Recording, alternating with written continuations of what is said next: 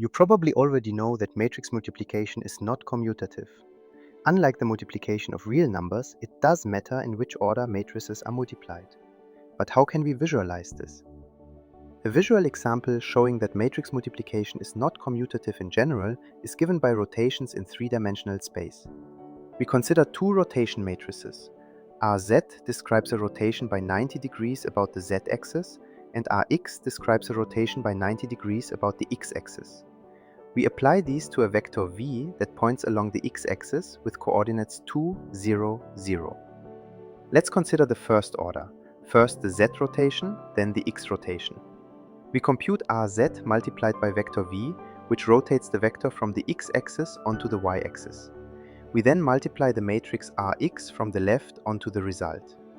This rotation about the x-axis moves the vector upward onto the z-axis.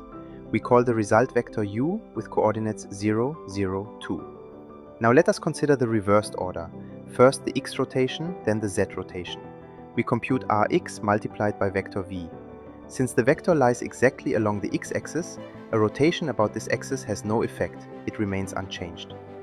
Only the subsequent multiplication with Rz rotates the vector onto the y-axis. We call this result vector w with coordinates 0, 2, 0. The comparison clearly shows that vector u is not equal to vector w. This leads us to the conclusion that the product of Rx and Rz is not equal to the product of Rz and Rx. The order therefore plays a decisive role.